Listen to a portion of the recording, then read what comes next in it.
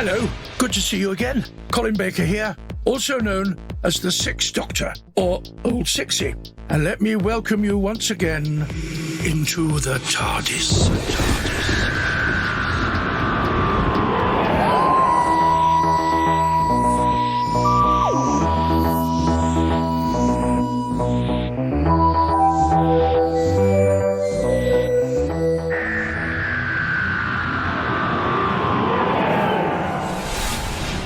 There are very few acting roles that get the world's attention, but Doctor Who is one of them, and it's been my great honour to be amongst those who've been and still are the Doctor. I've played Old Sixie, as I like to call him, on television, stage and in audio adventures. In this case, licensed by the BBC and made by Big Finish Productions, which brings us to the podcast, because that's what it's all about.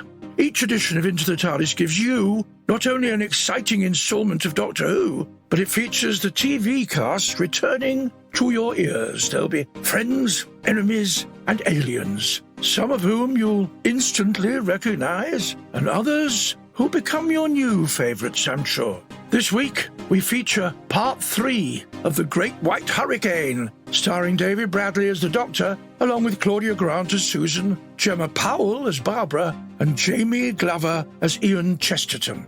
And if you've missed parts 1 and 2, I'll still be here if you want to give those a listen first. But if you're the type that doesn't mind jumping straight in, let me quickly bring you up to speed. It's March 1888, and the big freeze is on in New York City. But that's not all. Our intrepid TARDIS team have got themselves into a bit of a situation. Ian has been shot, Susan has been kidnapped, and the Doctor has been jailed. Susan, forced on the run with a gang member, Patrick Ellis, is being hunted by her grandfather in the company of Patrick's older brother Daniel, who is hoping to persuade his sibling that gang life is no life. Ian, having recovered a little but alerted by Barbara as to the danger they're in from the weather, is now, with Barbara, involved in helping another casualty of the storm, Rosalita, whose violent ex-husband had abducted her son.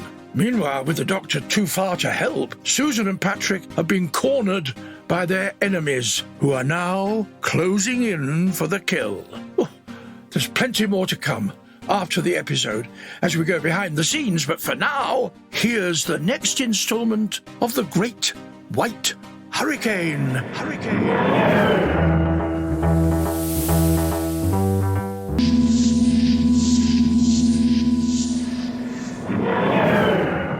The Doctor and Daniel are at the mercy of the alley dogs. Patrick revealed as a murderer, Ian, Barbara and Rosalita facing a train wreck of a situation, and for Susan, it just gets worse and worse. Stuck on the ice on the river as it begins to crack. The stakes are high for our next episode. Oh, the good old cliffhanger. We used to love the cliffhanger. I remember when we reduced the episodes when I was doing the show to 2 45-minuters. I think some writers were delighted at not having to create 3 cliffhangers, only 1. But I think we rather mourned the absence of the cliffhanger. But the moment when the poor companion has to go, "Oh, Doctor, no, no, no." Not Doctor No, you understand. Doctor Who, but that's what they said. Anyway, moving swiftly on. Now, before you and I part ways, there's time to look behind the scenes with more of our leading actors. Who will it be this time? Maybe those nice ladies. What do you think? Hello, my name's Claudia Grant and I play Susan. I think this story is great partly because of the history of it, obviously. I mean, I didn't even know about that storm. But also I think it's nice because you really see how much Susan and the Doctor mean to each other. I think it really pushes the family dynamic of their relationship, which sometimes can be overlooked because, you know, the mission or whatever's happened is more important, whereas getting them back together again, yeah. My name's Gemma Powell and I'm playing Barbara. The Great White Hurricane looks at, I think, gang culture in the 1800s in New York during the catastrophic blizzard of 1888. So yeah, you learn about a period in history, and it's quite precise.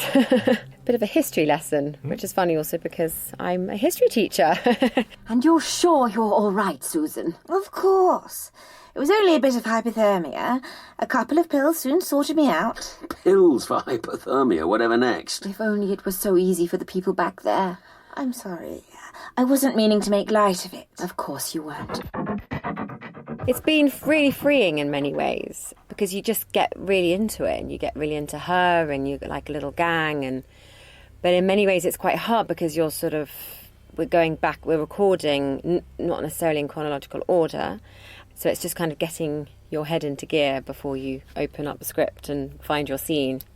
You're sort of thinking, what's happened and what's about to happen and, what are the emotions that she's felt and what are the ones that she's about to feel. So it's quite tiring.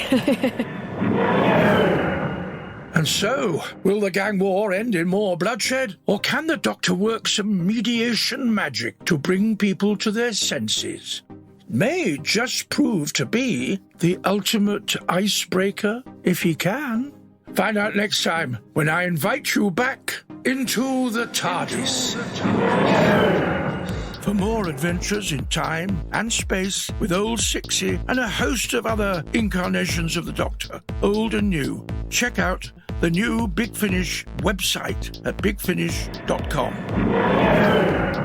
You've been listening to Into the TARDIS, hosted by me, Colin Baker, and produced by Ian Meadows. Supervising producer was Lizzie Wursdell, and executive producers are Nicholas Briggs and Jason Haig-Ellery.